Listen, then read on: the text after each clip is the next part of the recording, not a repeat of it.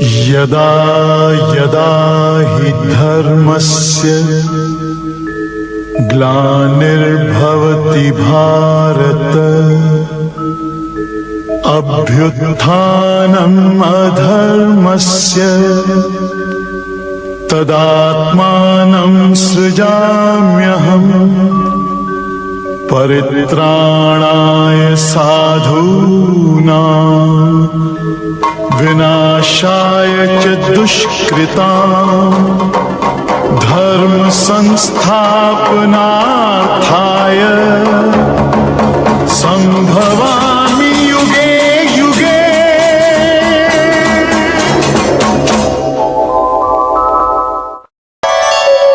अकीर्तिं चापि भूतानि कथयिष्यन्ति ते व्ययाम् संभावितस्य चाकीर्तिः मरणादतिरिच्यते।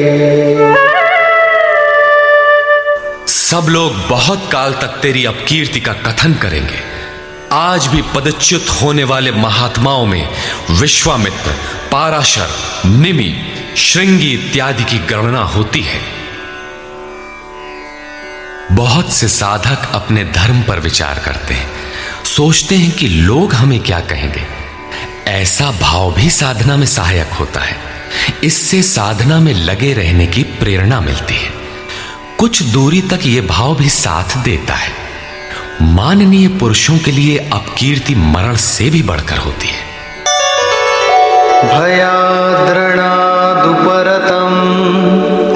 मौस्यन्ते त्वां महारथाः येषां च त्वं बहुमतो भूत्वा यास्यसि लाघवम्। जिन महारथियों की निगाह में तू बहुत माननीय होकर अब तुच्छता को प्राप्त होगा, वे महारथी लोग तुझे भय के कारण युद्ध से उपराम हुआ मानेंगे। महारथी कौन? इस पथ पर महान परिश्रम से आगे बढ़ने वाले साधक महारथी हैं। इसी प्रकार इतने ही परिश्रम से अविद्या की ओर खींचने वाले काम, क्रोध, लोभ, मोहादि भी महारथी हैं, जो तुझे बहुत सम्मान देते थे कि साधक प्रशंसनीय है। तुम उनकी निगाह से गिर जाओगे। इतना ही नहीं बल्कि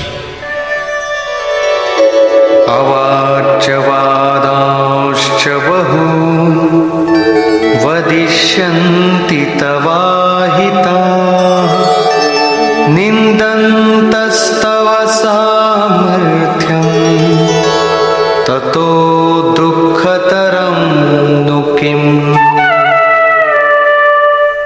वैरी लोग तेरे पराक्रम की निंदा करते हुए बहुत से न कहने योग्य वचनों को कहेंगे। एक दोष आता है तो चारों ओर से निंदा और बुराइयों की झड़ी लग जाती है। न कहने योग्य वचन भी कहे जाते हैं। इससे बड़ा दुख क्या होगा? अतः हतो वा प्राप्स्यसि स्वर्गम् जित्वा वा भोक्ष्यसे महीम् तस्मादुत्तिष्ठ कौन्तेय युद्धाय कृतनिश्चयः। इस युद्ध में मरोगे तो स्वर्ग प्राप्त करोगे। स्वर में विचरने की क्षमता रहेगी। श्वास से बाहर प्रकृति में विचरने की धाराएं निरुद्ध हो जाएंगी। परम देव परमात्मा में प्रवेश दिलाने वाली दैवी संपद हृदय में पूर्णतः प्रवाहित रहेगी। अथवा इस संघर्ष में जीतने पर महामहिम स्थिति को प्राप्त करोगे। इसलिए अर्जुन, युद्ध के लिए निश्चय करके खड़ा हो। प्रायः लोग इस श्लोक के अर्थ में समझते हैं कि इस युद्ध में मरोगे तो स्वर्ग जाओगे और जीतोगे तो पृथ्वी का भोग भोगोगे।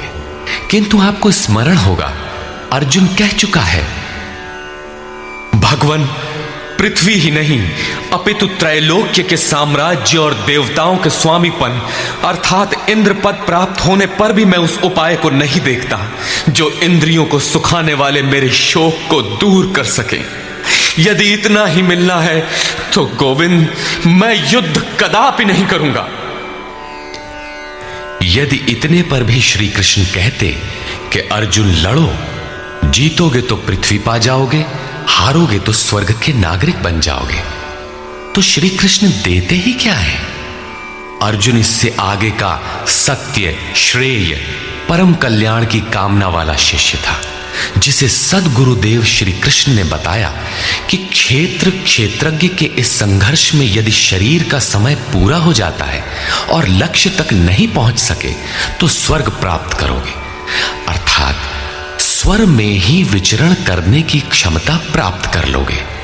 दैवी संपत्ति हृदय में ढल जाएगी और इस शरीर के रहते रहते संघर्ष में सफल हो जाते हो तो महिम, सबसे महान ब्रह्म की महिमा का उपभोग करोगे, महामहिम की स्थिति प्राप्त कर लोगे। जीतोगे तो सर्वस्व, क्योंकि महामहिमत्व को पाओगे, और हारोगे तो देवत्व। दोनों हाथों में लड्डू रहेंगे, लाभ में भी लाभ और हानि में भी लाभ ही है। पुनः इसी पर बल देते हैं। सुख दुखे समे कृत्वा लाभालाभो जया जयो ततो युद्धाय युज्यस्व नैवं पापमवाप्स्यसि हतो वा प्राप्स्यसि स्वर्गम् जित्वा वा भोक्ष्यसे महीम् तस्मादुत्तिष्ठ कौन्तेय युद्धाय कृतनिश्चयः। इस युद्ध में मरोगे तो स्वर्ग प्राप्त करोगे, स्वर में विचरने की क्षमता रहेगी, श्वास से बाहर प्रकृति में विचरने की धाराएं निरुद्ध हो जाएंगी, परम देव परमात्मा में प्रवेश दिलाने वाली दैवी संपत्ति हृदय में पूर्णतः प्रवाहित रहेगी, अथवा इस संघर्ष में जीतने पर महामहिम स्थिति को प्राप्त करोगे। इसलिए अर्जुन, युद्ध के लिए निश्चय करके खड़ा हो। प्रायः लोग इस श्लोक के अर्थ में समझते हैं कि इस युद्ध में मरोगे तो स्वर्ग जाओगे और जीतोगे तो पृथ्वी का भोग भोगोगे, किंतु आपको स्मरण होगा अर्जुन कह चुका है, भगवान पृथ्वी ही नहीं अपितु त्रैलोक्य के साम्राज्य और देवताओं के स्वामीपन अर्थात इंद्र पद प्राप्त होने पर भी मैं उस उपाय को नहीं देखता जो इंद्रियों को सुखाने वाले मेरे शोक को दूर कर सके। यदि इतना ही मिलना है तो गोविंद, मैं युद्ध कदापि नहीं करूंगा। यदि इतने पर भी श्री कृष्ण कहते कि अर्जुन लड़ो, जीतोगे तो पृथ्वी पा जाओगे, हारोगे तो स्वर्ग के नागरिक बन जाओगे, तो श्री कृष्ण देते ही क्या है? अर्जुन इससे आगे का सत्य, श्रेय, परम कल्याण की कामना वाला शिष्य था, जिसे सद्गुरुदेव श्री कृष्ण ने बताया कि क्षेत्रज्ञ के इस संघर्ष में यदि शरीर का समय पूरा हो जाता है और लक्ष्य तक नहीं पहुंच सके तो स्वर्ग प्राप्त करोगे, अर्थात स्वर में ही विचरण करने की क्षमता प्राप्त कर लोगे। दैवी संपत्ति हृदय में ढल जाएगी और इस शरीर के रहते रहते संघर्ष में सफल हो जाते हो तो महिम, सबसे महान ब्रह्म की महिमा का उपभोग करोगे, महामहिम की स्थिति प्राप्त कर लोगे। जीतोगे तो सर्वस्व, क्योंकि महामहिमत्व को पाओगे, और हारोगे तो देवत्व। दोनों हाथों में लड्डू रहेंगे, लाभ में भी लाभ और हानि में भी लाभ ही है। पुनः इसी पर बल देते हैं। सुख दुखे समे कृत्वा लाभालाभो जया जयो ततो युद्धाय युज्यस्व नैवं पापमवाप्स्यसि। इस प्रकार सुख दुख, लाभ हानि, जय पराजय को समान समझकर तू युद्ध के लिए तैयार हो। युद्ध करने से तू पाप को प्राप्त नहीं होगा, अर्थात सुख में सर्वस्व और दुख में भी देवत्व है, लाभ में महिम की स्थिति अर्थात सर्वस्व और हानि में भी देवत्व है। जय में महामहिम स्थिति और पराजय में भी दैवी संपत्ति पर अधिकार है। इस प्रकार अपने लाभ हानि को भली प्रकार स्वयं समझकर तू युद्ध के लिए तैयार हो। लड़ने में ही दोनों वस्तुएं हैं। लड़ोगे तो पाप अर्थात आवागमन को प्राप्त नहीं होगे। अतः तू युद्ध के लिए तैयार हो। एषा ते विहिता सांख्ये बुद्धिर्योगे त्विमां शृणु। बुद्ध्या युक्तो यया पार्थ कर्मबन्धं प्रहास्यसि। पार्थ, ये बुद्धि तेरे लिए ज्ञान योग के विषय में कही गई है। कौन सी बुद्धि? यही कि युद्ध कर। ज्ञान योग में इतना ही है कि अपनी हस्ती को देखकर लाभ हानि का भली प्रकार विचार करके कि जीतेंगे तो महामहिम स्थिति और हारेंगे तो देवत्व। जय में सर्वस्व और पराजय में भी देवत्व। दोनों तरह लाभ है। युद्ध नहीं करेंगे तो सभी हमें बुरा कहेंगे, भय से उपराम हुआ मानेंगे, अपकीर्ति होगी। इस प्रकार अपने अस्तित्व को सामने रखकर स्वयं विचार कर युद्ध में अग्रसर होना ही ज्ञान योग है। प्रायः लोगों में भ्रांति है कि ज्ञान मार्ग में कर्म युद्ध नहीं करना पड़ता। वे कहते हैं कि ज्ञान मार्ग में कर्म नहीं है। मैं तो शुद्ध हूं, बुद्ध हूं, चैतन्य हूं, अहम ब्रह्मास्मि। गुण ही गुण में बरतते हैं, ऐसा मानकर हाथ पर हाथ रखकर बैठ जाते हैं। योगेश्वर श्री कृष्ण के अनुसार यह ज्ञान योग नहीं है। ज्ञान योग में भी वही कर्म करना है जो निष्काम कर्म योग में किया जाता है। दोनों में केवल बुद्धि का, दृष्टिकोण का अंतर है। ज्ञान मार्गी अपनी स्थिति समझकर अपने पर निर्भर होकर कर्म करता है, जबकि निष्काम कर्मयोगी इष्ट के आश्रित होकर कर्म करता है। करना दोनों मार्गों में है और वो कर्म भी एक ही है जिसे दोनों मार्गों में किया जाना है। केवल कर्म करने के दृष्टिकोण दो हैं। अर्जुन, इसी बुद्धि को अब तू कर्म योग के विषय में सुन, जिससे युक्त हुआ तू कर्मों के बंधन का अच्छी तरह नाश करेगा। यहां श्री कृष्ण ने कर्म का नाम पहली बार लिया, लेकिन यह नहीं बताया कि कर्म है क्या। अब कर्म न बताकर पहले कर्म की विशेषताओं पर प्रकाश डालते हैं।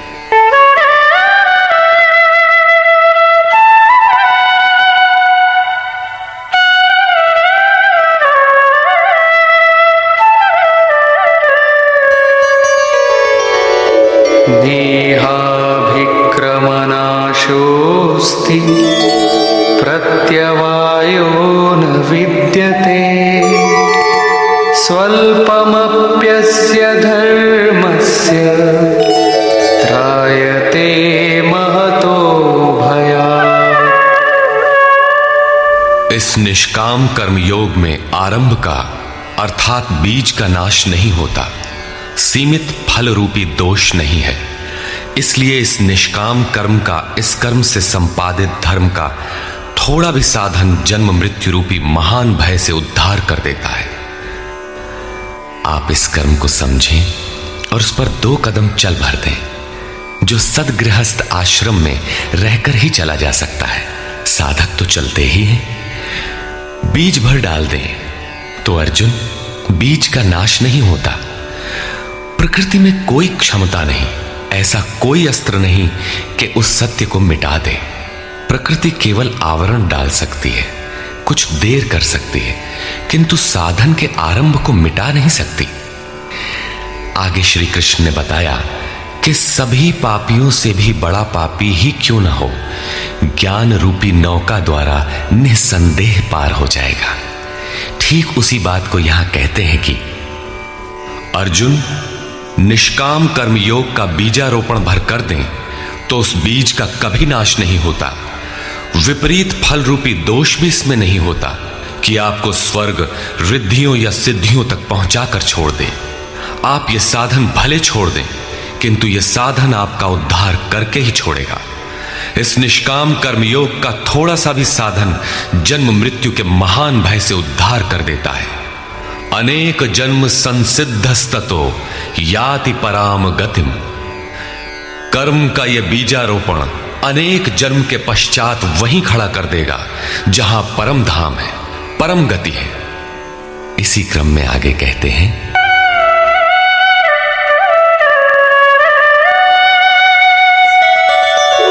व्यवसायात्मिका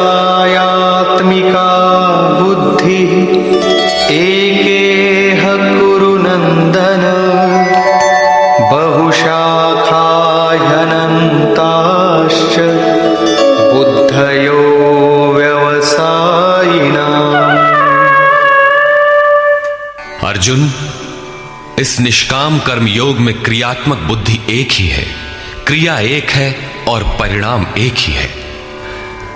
आत्मिक संपत्ति ही स्थिर संपत्ति है। इस संपत्ति को प्रकृति के द्वंद्व में शनैः शनैः अर्जित करना व्यवसाय है।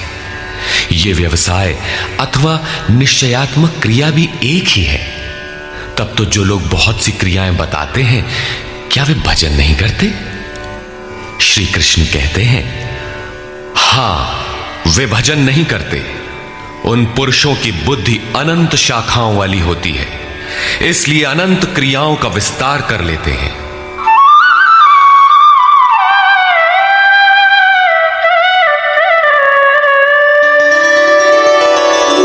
यामिमां पुष्पितां वाचं प्रवदन्त्यविपश्चितः वेदवादरताः पार्थ नान्यदस्तीति वादिनः।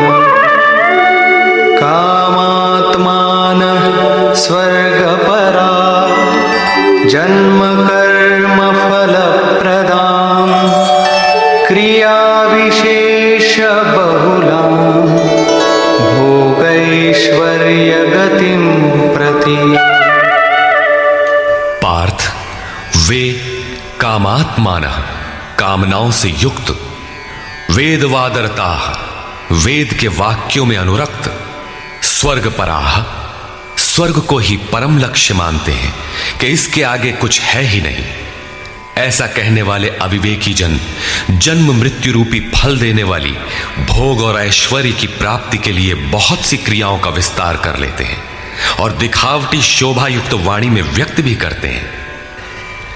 अर्थात अविवेकियों की बुद्धि अनंत भेदों वाली होती है। वे फल वाले वाक्य में ही अनुरक्त रहते हैं, वेद के वाक्यों को ही प्रमाण मानते हैं, स्वर्ग को ही श्रेष्ठ मानते हैं। उनकी बुद्धि बहुत सी भेदों वाली है, इसलिए अनंत क्रियाओं की रचना कर लेते हैं। वे नाम तो परम तत्व परमात्मा का ही लेते हैं, किंतु उसकी ओट में अनंत क्रियाओं का विस्तार कर लेते हैं। तो क्या अनंत क्रियाएं कर्म नहीं है? श्री कृष्ण कहते हैं, नहीं, अनंत क्रियाएं कर्म नहीं है।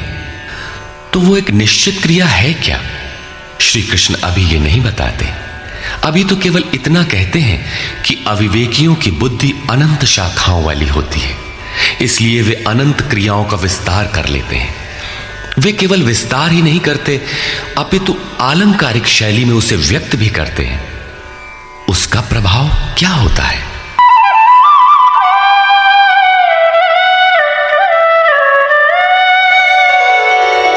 भोगैश्वर्य प्रसक्तानां तया परितचेतसां व्यवसायात्मिका बुद्धि समाधौ न विधीयते। उनकी वाणी की छाप जिन जिन के चित्त पर पड़ जाती है अर्जुन, उनकी भी बुद्धि नष्ट हो जाती है, न कि वे कुछ पाते हैं। उस वाणी द्वारा हरे हुए चित्त वालों के और भोग ऐश्वर्य में आसक्ति वाले पुरुषों के अंतःकरण में क्रियात्मक बुद्धि नहीं रह जाती।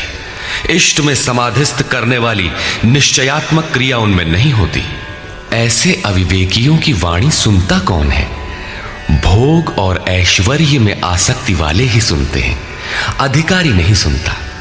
ऐसे पुरुषों में सम और आदि तत्व में प्रवेश दिलाने वाली निश्चयात्मक क्रिया से संयुक्त बुद्धि नहीं होती। प्रश्न उठता है कि वेद वादरता, जो वेद के वचनों में अनुरक्त हैं, क्या वे भी भूल करते हैं? इस पर श्री कृष्ण कहते हैं,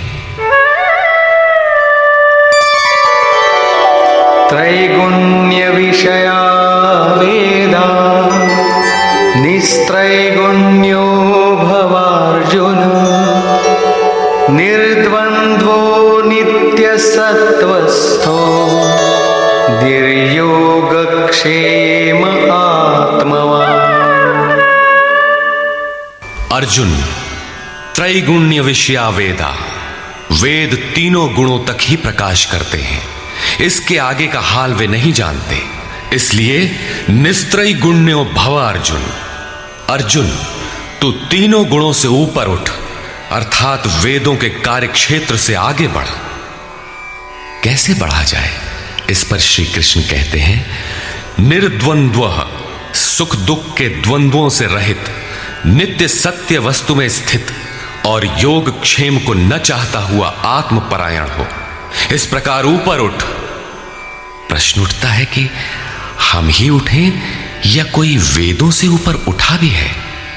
श्री कृष्ण बताते हैं कि आगे जो भी उठता है ब्रह्म को जानता है, और जो ब्रह्म को जानता है वो विप्र है।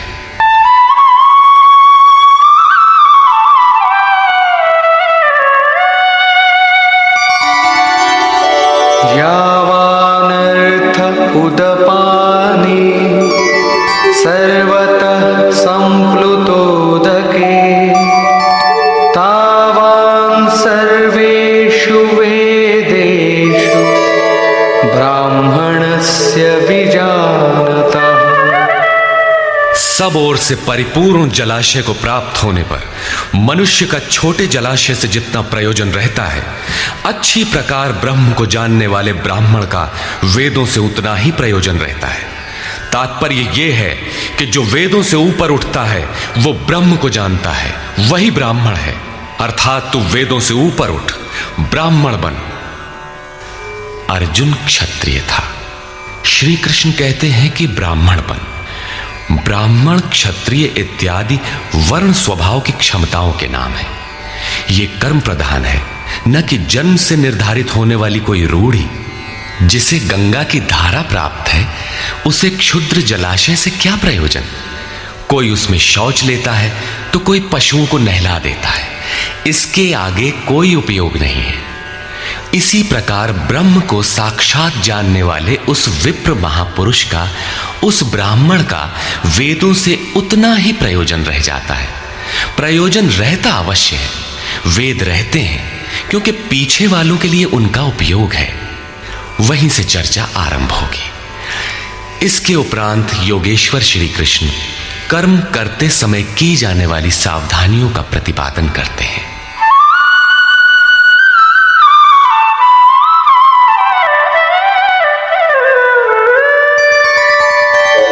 कर्मण्येवाधिकारस्ते मा फलेषु कदाचन मा कर्मफलहेतुर्भुर्मा ते संगोस्त्वकर्मणि। कर्म करने में ही तेरा अधिकार हो, फल में कभी नहीं। ऐसा समझ कि फल है ही नहीं। फल की वासना वाला भी मत हो और कर्म करने में तेरी अश्रद्धा भी ना हो। अब तक योगेश्वर श्री कृष्ण ने 39वें श्लोक में पहली बार कर्म का नाम लिया, किंतु यह नहीं बताया कि वो कर्म है क्या और उसे करें कैसे। उस कर्म की विशेषताओं पर प्रकाश डाला कि अर्जुन, इस कर्म द्वारा तू कर्मों के बंधन से अच्छी प्रकार छूट जाएगा। अर्जुन, इसमें आरंभ का अर्थात बीज का नाश नहीं है। आरंभ कर दे तो प्रकृति के पास कोई उपाय नहीं कि उसे नष्ट कर दे। अर्जुन, इसमें सीमित फल रूपी दोष भी नहीं है कि स्वर्ग रिद्धियों सिद्धियों में फंसाकर खड़ा कर दे। अर्जुन, इस कर्म का थोड़ा भी साधन जन्म मरण के भय से उद्धार कराने वाला होता है। किंतु अभी तक उन्होंने ये नहीं बताया कि वो कर्म है क्या, किया कैसे जाए। इसी अध्याय के 41वें श्लोक में उन्होंने बताया, अर्जुन, इसमें निश्चयात्मक बुद्धि एक ही है, क्रिया एक ही है। तो क्या बहुत सी क्रिया वाले भजन नहीं करते? श्री कृष्ण कहते हैं, वे कर्म नहीं करते। इसका कारण बताते हुए कहते हैं कि अविवेकियों की बुद्धि अनंत शाखा वाली होती है, इसलिए वे अनंत क्रियाओं का विस्तार कर लेते हैं। वे दिखावटी शोभा युक्त वाणी में इन क्रियाओं को व्यक्त भी करते हैं। उनकी वाणी की छाप जिनके चित्त पर पड़ जाती है, उनकी भी बुद्धि नष्ट हो जाती है। अतः निश्चयात्मक क्रिया एक ही है, लेकिन यह नहीं बताया कि वो क्रिया कौन सी है। 47वें श्लोक में उन्होंने कहा, अर्जुन, कर्म करने में ही तेरा अधिकार है, फल में कभी नहीं। फल की वासना वाला भी मत हो और कर्म करने में तेरी अश्रद्धा ना हो, अर्थात निरंतर करने के लिए उसी में लीन होकर करें। किंतु यह नहीं बताया कि वो कर्म है क्या। प्रायः इस श्लोक का उद्धरण देकर लोग कहते हैं कि कुछ भी करो, केवल फल की कामना मत करो, हो गया निष्काम कर्म योग। किंतु अभी तक श्री कृष्ण ने बताया ही नहीं कि कर्म है कौन सा जिसे करें। यहां पर केवल कर्म की विशेषताओं पर प्रकाश डाला कि कर्म देता क्या है और कर्म को करते समय बरती जाने वाली सावधानियां क्या हैं, उन पर प्रकाश डाला। प्रश्न ज्यों का त्यों बना हुआ है, जिसे योगेश्वर आगे अध्याय 3-4 में स्पष्ट करेंगे। पुनः इसी पर बल देते हैं।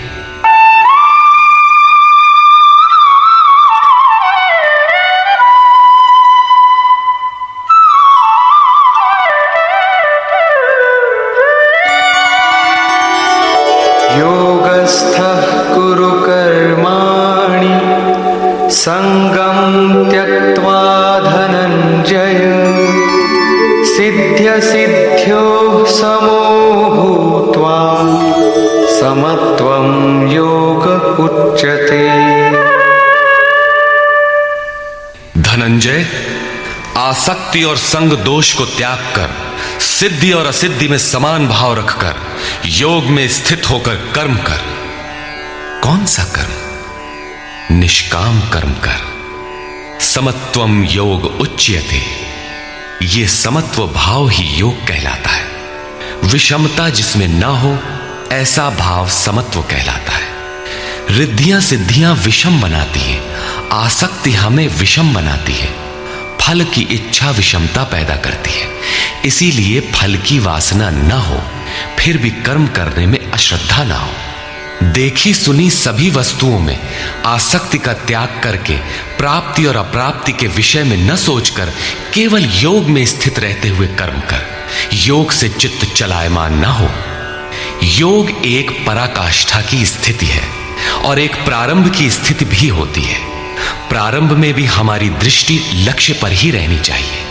अतः योग पर दृष्टि रखते हुए कर्म का आचरण करना चाहिए। समत्व भाव अर्थात सिद्धि और असिद्धि में समभाव ही योग कहलाता है।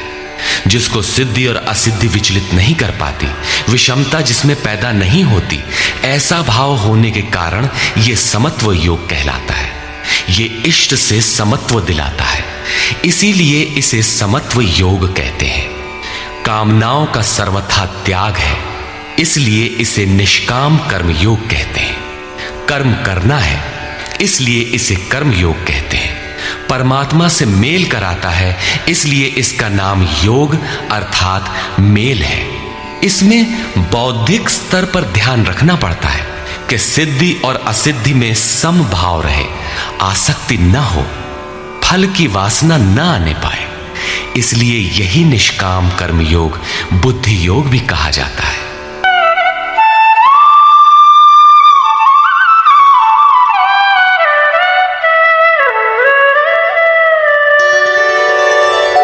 दूरेण ह्यवरं कर्म बुद्धियोगात् धनंजय बुद्धियोगात्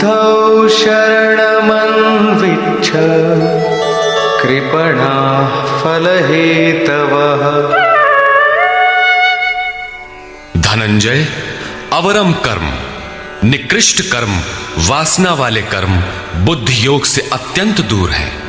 फल की कामना वाले कृपण हैं। वे आत्मा के साथ उदारता नहीं बरतते। अतः समत्व बुद्धि योग का आश्रय ग्रहण कर। जैसी कामना है वैसा मिल भी जाए तो उसे भोगने के लिए शरीर धारण करना पड़ेगा। आवागमन बना है तो कल्याण कैसा? साधक को तो मोक्ष की भी वासना नहीं रखनी चाहिए, क्योंकि वासनाओं से मुक्त होना ही तो मोक्ष है। फल की प्राप्ति का चिंतन करने से साधक का समय व्यर्थ नष्ट हो जाता है और फल प्राप्त होने पर वो उसी फल में उलझ जाता है। उसकी साधना समाप्त हो जाती है। आगे वो भजन क्यों करे? वहां से वो भटक जाता है। इसलिए समत्व बुद्धि से योग का आचरण करें। ज्ञान मार्ग को भी श्री कृष्ण ने बुद्धि योग कहा था कि अर्जुन, ये बुद्धि तेरे लिए ज्ञान योग के विषय में कही गई, और यहां निष्काम कर्म योग को भी बुद्धि योग कहा गया। वस्तुतः दोनों में बुद्धि का दृष्टिकोण का ही अंतर है। उसमें लाभ हानि का रिकॉर्ड रखकर उसे जांच कर चलना पड़ता है। इसमें भी बौद्धिक स्तर पर समत्व बनाए रखना पड़ता है। इसलिए इसे समत्व बुद्धि योग कहा जाता है। इसलिए धनंजय, तू समत्व बुद्धि योग का आश्रय ग्रहण कर, क्योंकि फल की वासना वाले अत्यंत कृपण हैं।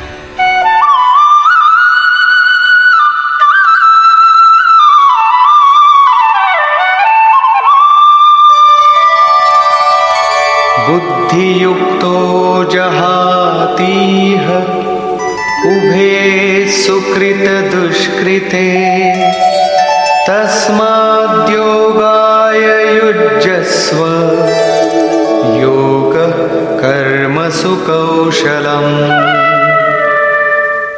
समत्व बुद्धि युक्त पुरुष पुण्य पाप दोनों को ही इसी लोक में त्याग देता है, उनसे लिपायमान नहीं होता। इसलिए समत्व बुद्धि योग के लिए चेष्टा कर। योगः कर्मसु कौशलम।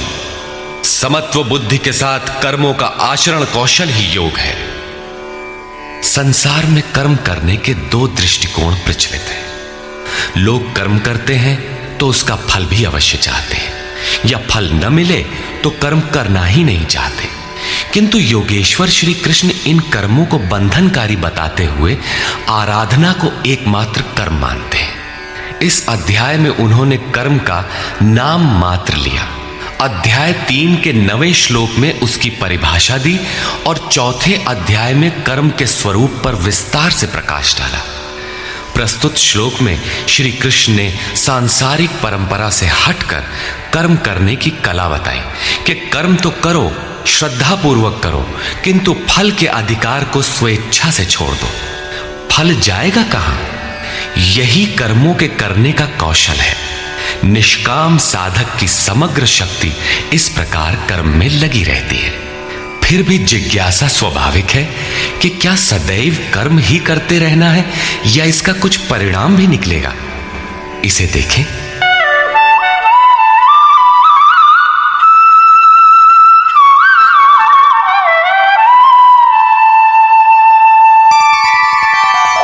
कर्मजं बुद्धियुक्ता हि फलं त्यक्त्वा मनीषिणः जन्मबन्धविनिर्मुक्ताः पदं गच्छन्त्यनामयम्। बुद्धि योग से युक्त ज्ञानी जन कर्मों से उत्पन्न होने वाले फल को त्याग कर जन्म और मृत्यु के बंधन से छूट जाते हैं। वे निर्दोष अमृतमय परम पद को प्राप्त होते हैं। अर्जुन की दृष्टि त्रिलोकी के साम्राज्य तथा देवताओं के स्वामीपन तक ही सीमित थी। इतने तक के लिए भी वो युद्ध में प्रवृत्त नहीं हो रहा था। यहां श्री कृष्ण उसे नवीन तथ्य उद्घाटित करते हैं कि आसक्ति रहित कर्म द्वारा अनामय पद प्राप्त होता है। निष्काम कर्म योग परम पद को दिलाता है, जहां मृत्यु का प्रवेश नहीं है। इस कर्म में प्रवृत्ति कब होगी?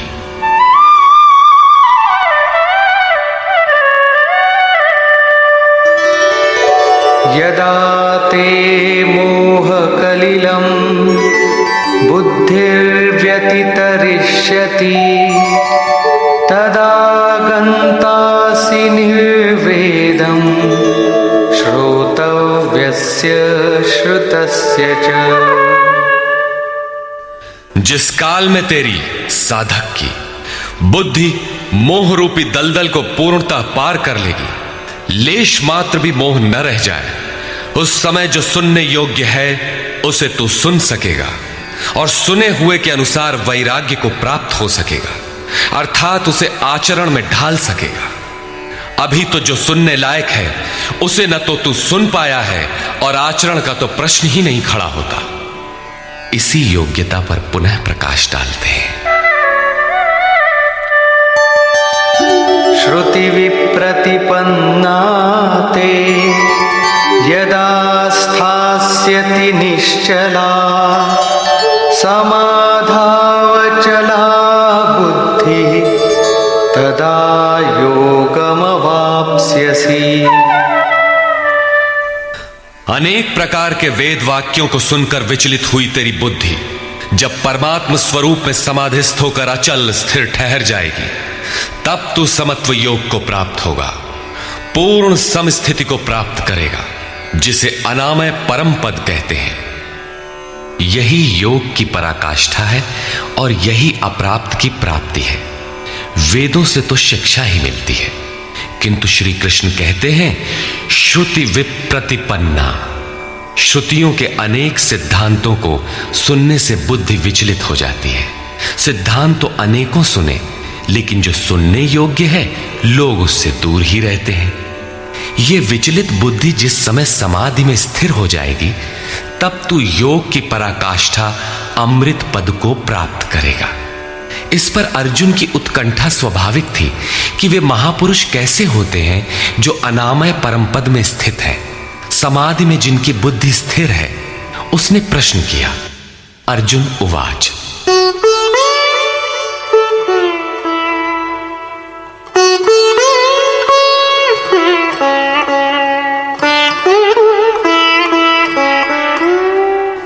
स्थितप्रज्ञस्य का भाषा समाधिस्थस्य केशव स्थितधिः किं प्रभाषेत किमासीत व्रजेत किम्। समाधीयते चित्तम यस्मिन् स आत्मा एव समाधिः। जिसमें चित्त का समाधान किया जाए वो आत्मा ही समाधि है। अनादि तत्व में जो समत्व प्राप्त कर ले उसे समाधिस्थ कहते हैं। अर्जुन ने पूछा, केशव, समाधिस्थ स्थिर बुद्धि वाले महापुरुष के क्या लक्षण है? स्थित प्रज्ञ पुरुष कैसे बोलता है, वो कैसे बैठता है, वो कैसे चलता है? 4 प्रश्न अर्जुन ने किए। इस पर भगवान श्री कृष्ण ने स्थित प्रज्ञ के लक्षण बताते हुए कहा। श्री भगवान उवाच,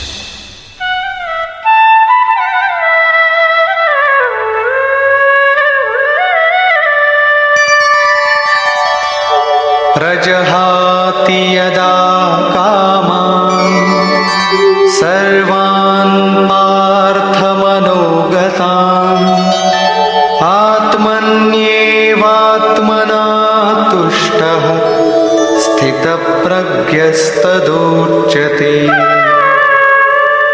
पार्थ, जब मनुष्य मन में स्थित संपूर्ण कामनाओं को त्याग देता है, तब वो आत्मा से ही आत्मा में संतुष्ट हुआ स्थिर बुद्धि वाला कहा जाता है। कामनाओं के त्याग पर ही आत्मा का दिग्दर्शन होता है। ऐसा आत्माराम आत्मतृप्त महापुरुष ही स्थित प्रज्ञ है।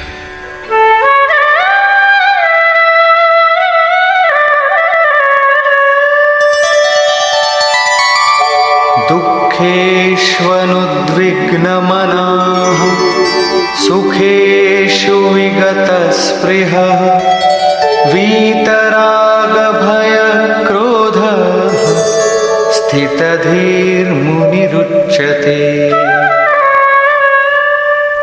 दैहिक, दैविक तथा भौतिक दुखों में जिसका मन उद्विग्न नहीं होता, सुखों की प्राप्ति में जिसकी स्पृहा दूर हो गई है, तथा जिसके राग, भय और क्रोध नष्ट हो गए हैं, मननशीलता की चरम सीमा पर पहुंचा हुआ मुनि स्थित प्रज्ञ कहा जाता है। उसके अन्य लक्षण बताते हैं। यः सर्वत्रानभिस्नेहः तत्तत्प्राप्य शुभाशुभम् नाभिनन्दति न द्वेष्टि तस्य प्रज्ञा प्रतिष्ठिता। जो पुरुष सर्वत्र स्नेह रहित हुआ, शुभ अथवा अशुभ को प्राप्त होकर न तो प्रसन्न होता है और न द्वेष करता है, उसकी बुद्धि स्थिर है। शुभ वो है जो परमात्म स्वरूप में लगाता है, अशुभ वो है जो प्रकृति की ओर ले जाने वाला होता है। किंतु स्थित प्रज्ञ पुरुष अनुकूल परिस्थितियों से न प्रसन्न होता है और न प्रतिकूल परिस्थितियों से द्वेष करता है, क्योंकि प्राप्त होने योग्य वस्तु न उससे भिन्न है और न पतित करने वाले विकार ही उसके लिए है। अर्थात अब साधन से उसका अपना कोई प्रयोजन नहीं रहा। ऐसा व्यक्ति स्थित प्रज्ञ कहा जाता है।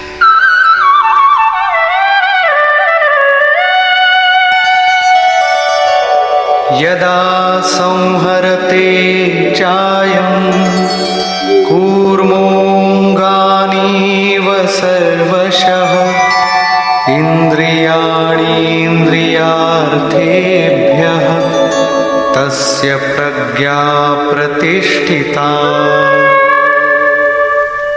जिस प्रकार कछुआ अपने अंगों को समेट लेता है, ठीक वैसे ही ये पुरुष जब सब ओर से अपने अंगों को समेट लेता है, तब उसकी बुद्धि स्थिर होती है। खतरे को देखते ही कछुआ जिस प्रकार अपने सिर और पैर समेट लेता है, ठीक इसी प्रकार जो पुरुष विषयों में विचरती हुई इंद्रियों को सब ओर से समेटकर हृदय देश में निरोध कर लेता है, उस काल में उस पुरुष की बुद्धि स्थिर होती है। किंतु ये तो एक दृष्टांत मात्र है। खतरे का एहसास मिटते ही कछुआ तो अपने अंगों को पुनः फैला देता है।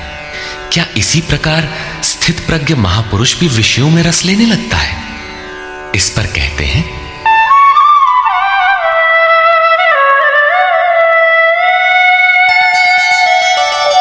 विषया विनिवर्तन्ते निराहारस्य देहिनः रसवर्जं रसोऽप्यस्य परं दृष्ट्वा निवर्तते। इंद्रियों द्वारा विषयों को न ग्रहण करने वाले पुरुषों के विषय तो निवृत्त हो जाते हैं, क्योंकि वे ग्रहण ही नहीं करते, किंतु उनका राग नहीं निवृत्त होता, आसक्ति लगी रहती है।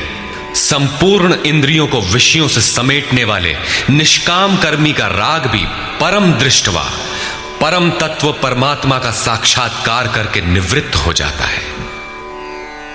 महापुरुष कछुए की तरह अपनी इंद्रियों को विषयों में नहीं फैलाता। एक बार जब इंद्रियां सिमट गईं तो संस्कार ही मिट जाते हैं, पुनः वे नहीं निकलते। निष्काम कर्मयोग के आचरण द्वारा परमात्मा के प्रत्यक्ष दर्शन के साथ उस पुरुष का विषयों से राग भी निवृत्त हो जाता है। प्रायः चिंतन पथ में हठ करते हैं। हठ से इंद्रियों को रोककर वे विषय से तो निवृत्त हो जाते हैं, किंतु मन में उनका चिंतन राग लगा रहता है। ये आसक्ति परम दृष्टवा परमात्मा का साक्षात्कार करने के बाद ही निवृत्त होती है, इसके पूर्व नहीं। पूज्य महाराज जी इस संबंध में अपनी एक घटना बताया करते थे। गृह त्याग से पूर्व उन्हें 3 बार आकाशवाणियां हुई थी। हमने पूछा, महाराज जी आपको आकाशवाणी क्यों हुई, हम लोगों को तो नहीं हुई?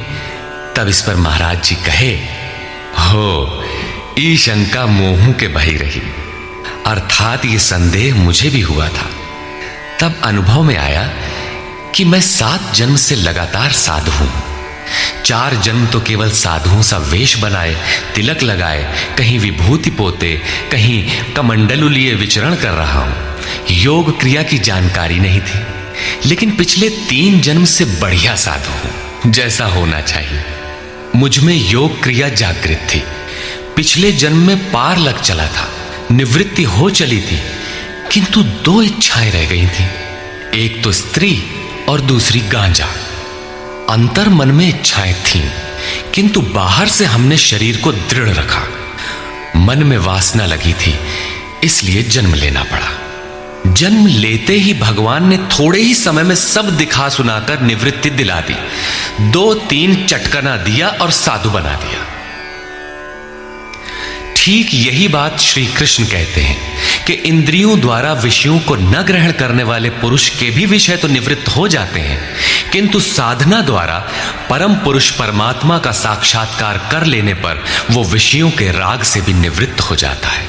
अतः जब तक साक्षात्कार न हो, कर्म करना है। इंद्रियों को विषयों से समेटना कठिन है। इस पर प्रकाश डालते हैं।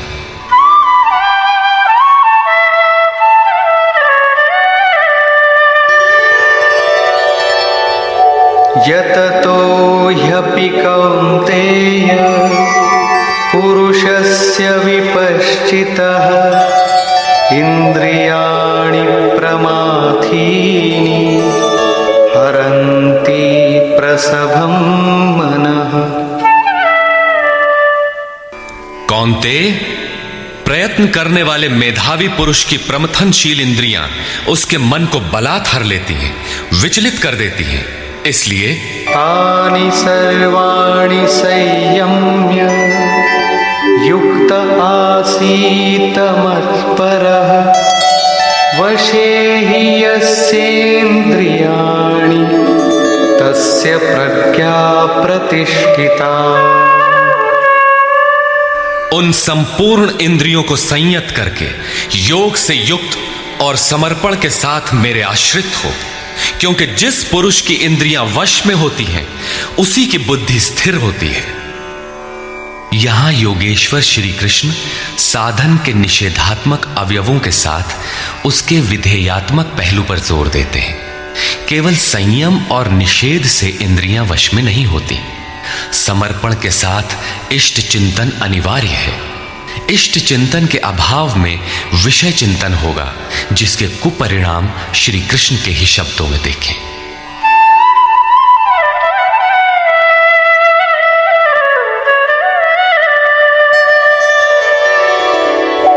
ध्यायतो विषयान् पुंसः संगस्तेषुपजायते संगात् संजायते कामः कामात् क्रोधोऽभिजायते।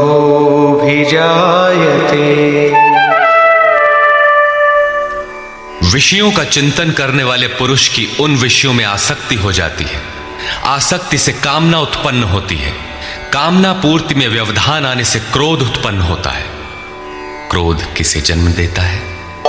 क्रोधाद् भवति सम्मोहः सम्मोहात् स्मृतिविभ्रमः स्मृतिभ्रंशात् बुद्धिनाशो बुद्धिनाशात् प्रणश्यति। क्रोध से विशेष मूढ़ता अर्थात अविवेक उत्पन्न होता है। नित्य अनित्य वस्तु का विचार नहीं रह जाता। अविवेक से स्मरण शक्ति भ्रमित हो जाती है, जैसा अर्जुन को हुआ था। भ्रमतीव च मे मनः। गीता के समापन पर उसने कहा, नष्टो मोह स्मृतिर्लब्धा। क्या करें क्या न करें इसका निर्णय नहीं हो पाता। स्मृति भ्रमित होने से योग परायण बुद्धि नष्ट हो जाती है, और बुद्धि नाश होने से ये पुरुष अपने श्रेय साधन से च्युत हो जाता है। यहां श्री कृष्ण ने बल दिया है कि विषयों का चिंतन नहीं करना चाहिए। साधक को नाम रूप लीला और धाम में ही कहीं लगे रहना चाहिए। भजन में ढील देने पर मन विषयों में जाएगा। विषयों के चिंतन से आसक्ति हो जाती है। आसक्ति से उस विषय की कामना साधक के अंतर मन में होने लगती है। कामना की पूर्ति में व्यवधान होने पर क्रोध, क्रोध से अविवेक, अविवेक से स्मृति भ्रम और स्मृति भ्रम से बुद्धि नष्ट हो जाती है। निष्काम कर्म योग को बुद्धि योग कहा जाता है, क्योंकि बुद्धि स्तर पर इसमें विचार रखना चाहिए कि कामनाएं न आने पाए, फल है ही नहीं। कामना आने से यह बुद्धि योग नष्ट हो जाता है। साधन करिय विचारहीन, मन शुद्ध होए नहीं तैसे। विचार आवश्यक है। विचार शून्य पुरुष श्रेय साधन से नीचे गिर जाता है। साधन क्रम टूट जाता है, सर्वथा नष्ट नहीं होता। भोग के पश्चात साधन वहीं से पुनः आरंभ होता है जहां अवरुद्ध हुआ था। ये तो विषयाभिमुख साधक की गति है।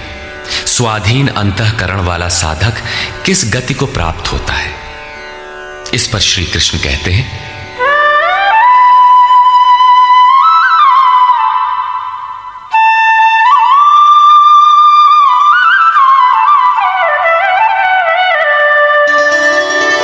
रागद्वेषवियुक्तैस्तु विषयानीन्द्रियैश्चरन् आत्मवश्यैर्विधेयात्मा प्रसादमधिगच्छति। आत्मा की विधि को प्राप्त प्रत्यक्षदर्शी महापुरुष राग द्वेष से रहित, वश में की हुई अपनी इंद्रियों द्वारा विषयान चरण, विषयों में विचरता हुआ भी प्रसाद मधिगच्छति, अंतःकरण की निर्मलता को प्राप्त होता है। वो अपनी भाव दृष्टि में रहता है।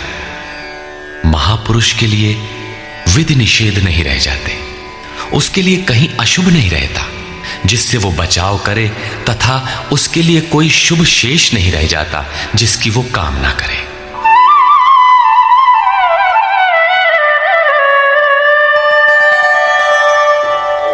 प्रसादे सर्वदुःखानां हानिरस्योपजायते प्रसन्नचेतसो याशु बुद्धिः पर्यवतिष्ठते। भगवान के पूर्ण कृपा प्रसाद भगवत्ता से संयुक्त होने पर इसके संपूर्ण दुखों का अभाव हो जाता है। दुखालयम अशाश्वतम, संसार का अभाव हो जाता है और उस प्रसन्न चित्त वाले पुरुष की बुद्धि शीघ्र ही अच्छी प्रकार स्थिर हो जाती है। किंतु जो योग युक्त नहीं है उनकी दशा पर प्रकाश डालते हैं। नास्ति बुद्धिरयुक्तस्य न चायुक्तस्य भावना न चाभावयतः शांति अशांतस्य कुतः सुखम्। योग साधन रहित पुरुष के अंतःकरण में निष्काम कर्मयुक्त बुद्धि नहीं होती। उस अयुक्त के अंतःकरण में भाव भी नहीं होता। भावना रहित पुरुष को शांति कहा और अशांत पुरुष को सुख कहा। योग क्रिया करने से कुछ दिखाई पड़ने पर ही भाव बनता है। जाने बिनु ना होई प्रतीति, भावना बिना शांति नहीं मिलती और शांति रहित पुरुष को सुख अर्थात शाश्वत सनातन की प्राप्ति नहीं होती।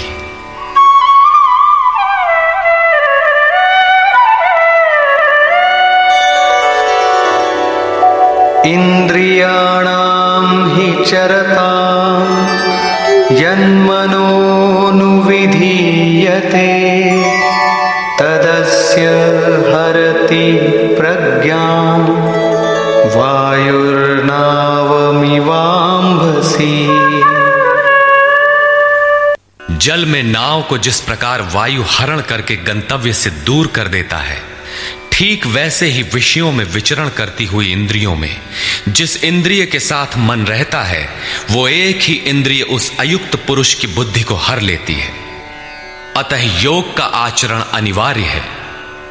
क्रियात्मक आचरण पर श्री कृष्ण पुनः बल देते हैं। तस्माद्यस्य महाबाहो निगृहीतानि सर्वशः इन्द्रियाणीन्द्रियार्थेभ्यः तस्य प्रज्ञा प्रतिष्ठिता।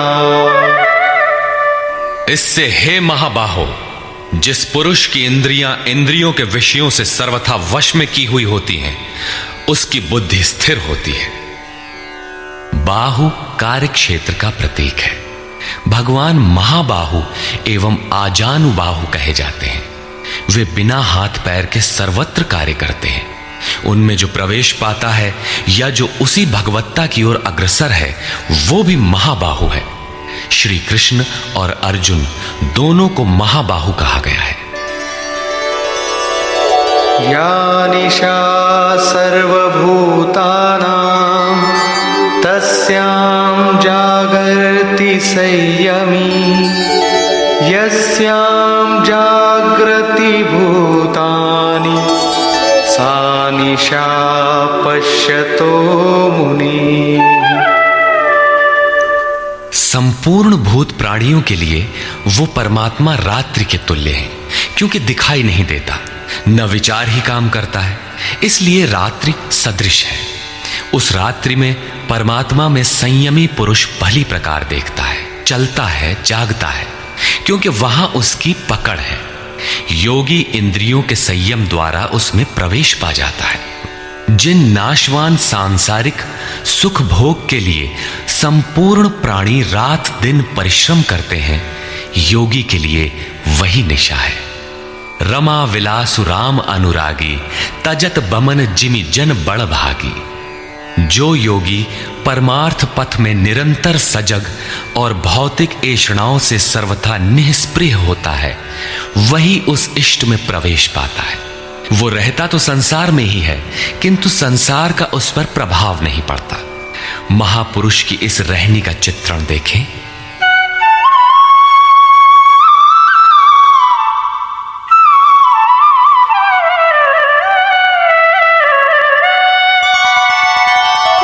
आपूर्यमाणमचल प्रतिष्ठं समुद्रमाप प्रविशन्ति यद्वत्, तद्वत् कामायं प्रविशन्ति सर्वे, स शान्तिमाप्नोति न कामकामी। जैसे सब ओर से परिपूर्ण अचल प्रतिष्ठा वाले समुद्र में नदियों के जल उसको चलायमान न करते हुए बड़े वेग से उसमें समा जाते हैं, ठीक वैसे ही परमात्मा में स्थित प्रज्ञ पुरुष में संपूर्ण भोग विकार उत्पन्न किए बिना समा जाते हैं। ऐसा पुरुष परम शांति को प्राप्त होता है, न कि भोगों को चाहने वाला।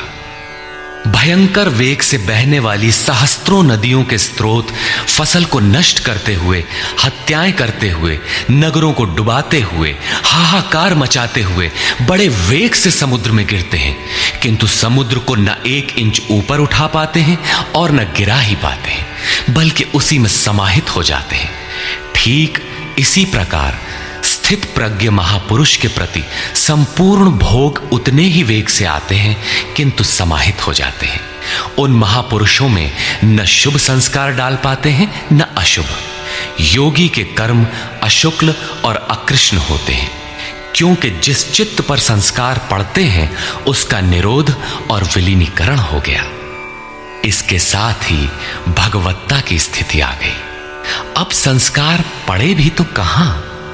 इस एक ही श्लोक में श्री कृष्ण ने अर्जुन के कई प्रश्नों का समाधान कर दिया। उसकी जिज्ञासा थी कि स्थित प्रज्ञ महापुरुष के लक्षण क्या हैं, वो कैसे बोलता है, कैसे बैठता है, कैसे चलता है। श्री कृष्ण ने एक ही शब्द में उत्तर दिया कि वे समुद्रवत होते हैं। उनके लिए विधि निषेध नहीं होता कि ऐसे बैठो और ऐसे चलो। वे ही परम शांति को प्राप्त होते हैं, क्योंकि वे संयमी हैं। भोगों की कामना वाला शांति नहीं पाता। इसी पर पुनः बल देते हैं।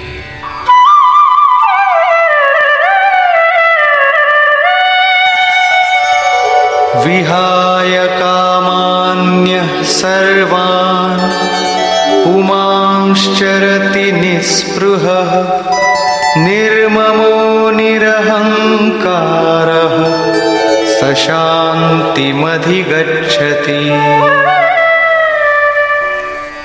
जो पुरुष संपूर्ण कामनाओं को त्याग कर निर्ममः मैं और मेरे के भाव तथा अहंकार और स्पृहा से रहित होता हुआ बरतता है, वो उस परम शांति को प्राप्त होता है जिसके बाद कुछ भी पाना शेष नहीं रह जाता।